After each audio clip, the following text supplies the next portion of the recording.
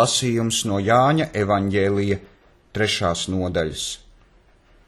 Pēc tam Jēzus un viņa mācekļi nāca uz Jūdu zemi, un viņš tur ar tiem palika un pagremdēja. Un Jānis arī dzen pagremdēja Ainonā, tuvu pie Salimas, jo tur bija daudz ūdens. Un tie nogāja un tapa pagremdēti, jo Jānis vēl nebija likts cietumā.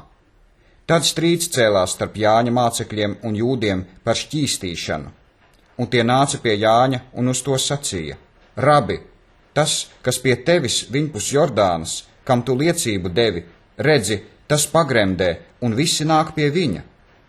Jānis atbildēja un sacīja: Cilvēks nekā nevar ņemt, ja tas viņam nav dots no debesīm.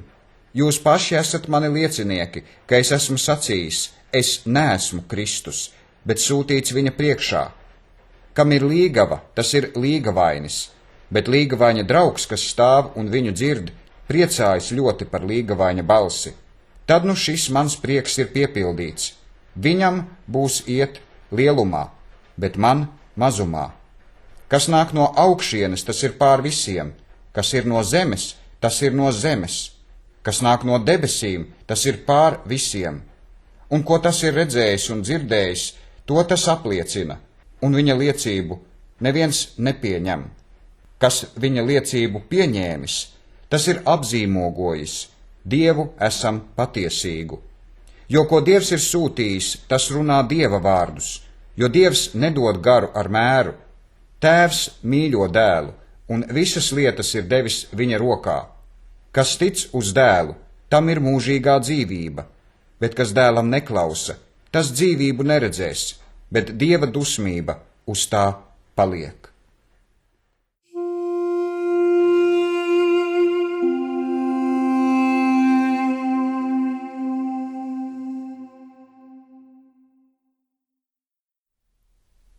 Pirmā laiku grāmata, 13.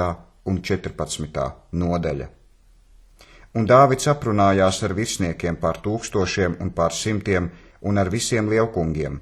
Un Dāvids sacīja uz visu Izraēla draudzi: ja jums šķiet labi esam, un ja tas ir no tā kunga Jahves, mūsu Dieva, tad sūtīsim visur apkārt pie saviem citiem brāļiem, visās Izraēla valstīs, un pie priesteriem un levītiem savās pilsētās un to apgabalos, ka tie pie mums sapulcējas, un atvedīsim sava Dieva šķirstu atkal pie sevis, jo Saula laikā mēs to neesam meklējuši. Tad visa draudze sacīja, lai tā darot, jo šī valoda patika visiem ļaudīm. Tad Dāvids sapulcināja visu Izraēlu no Ēģiptes Šihoras līdz, kur nāk uz Hamatu, atvest Dieva šķirstu no Kirjatjearimas. Tad Dāvids cēlās ar visu Izraēlu uz Bālu, tas ir Kirjatjearimu Jūdā, no turienes atvest Dieva tā kunga Jahves šķirstu, tā kunga Jahves, kas mīt pār ķerubiem, kur viņa vārds top piesaukts. Un tie veda Dieva šķirstu uz jauniem ratiem no Abinadaba nama, un Uza un Ahio vadīja tos ratus. Un Dāvids un viss Izraēls līksmojās Dieva priekšā ar visu spēku, ar dziesmām un ar koklēm un ar somstabulēm un bungām un cimbalām un bazūnēm. Bet, kad tie nāca līdz Kidona klonam, tad Uza izstiepa savu roku šķirstu turēt, jo vērši to gāza.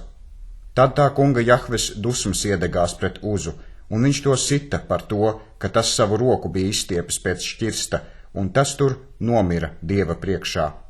Un Dāvids noskuma, ka tas kungs Jahve tādu robu robojas, Uzus izdams, un to vietu nosauca Perec Uza, Uzas rops, līdz šai dienai. Un Dāvids bijās Dievu tai dienā, un sacīja, kā lai es Dieva šķirstu atvedu pie sevis. Un Dāvids neveda to šķirstu pie sevis Dāvida pilī, bet to nolika gatieša Obed-Edoma namā. Tā Dieva šķirsts palika pie Obed-Edoma, viņa namā 3 mēnešus, un tas kungs Jahve svētīja Obed-Edoma namu, un arī visu, kas tam bija. Un Hirams, Tīras ķēniņš, sūtīja vēstnešus pie Dāvida un ciedru kokus, un mūrniekus un būvmeistarus, viņam uzcelt namu. Un Dāvids manīja, ka tas kungs Jahve viņu bija apstiprinājis par ķēniņu pār Izraēlu, jo viņa valstība tapa varena paaugstināta, viņa Izraēla ļaužu labad. Un Dāvids ņēma vēl vairāk sievu Jeruzalemē, un Dāvidam dzima vēl vairāk dēlu un meitu.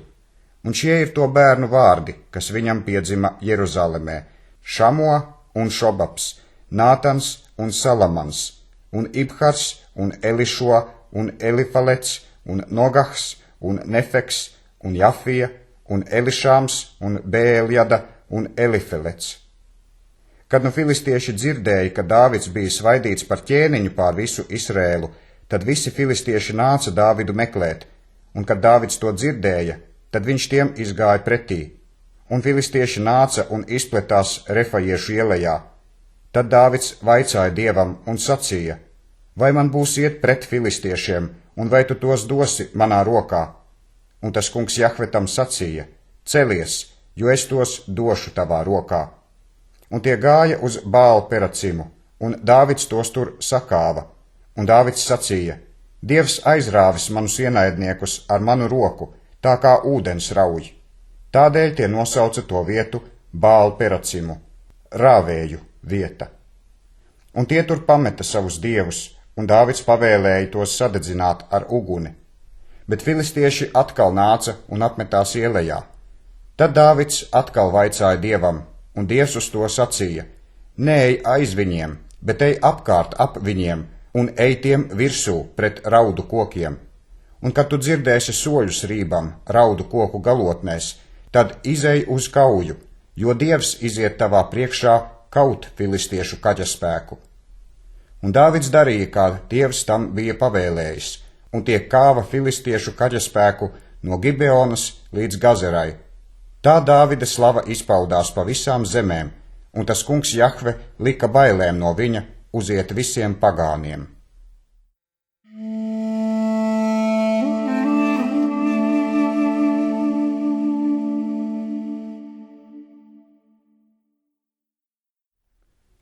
Caharijas grāmata, 3. nodaļa. Un viņš man rādīja augsto priesteri Jozūu, stāvam tā kunga Jahves eņģeļa priekšā, un Sātans stāvēja viņam pa labo roku, viņu apsūdzēt. Bet tas kungs Jahve sacīja uz Sātanu: lai tas kungs Jahve tevi rāj, Sātan, lai tevi rāj tas kungs Jahve, kas Jeruzalemi izredzējis, vai šī nav pagale no uguns izrauta? Un Jozuā bija apģērbts netīrās drēbēs, kad viņš stāvēja eņģeļa priekšā. Tad eņģelis atbildēja un runāja uz tiem, kas viņa priekšā stāvēja, un sacīja: atņemiet tam netīrās drēbes. Un viņš uz to sacīja: redzi, tavu noziegumu es tevi esmu atņēmis, un tevi apģērbšu ar svētku drēbēm. Un es sacīju: lai liek tīru cepuri viņam galvā, un tie tam lika tīru cepuri galvā, un tam apvilka drēbes, un tā kunga Jahves eņģelis stāvēja tur klāt.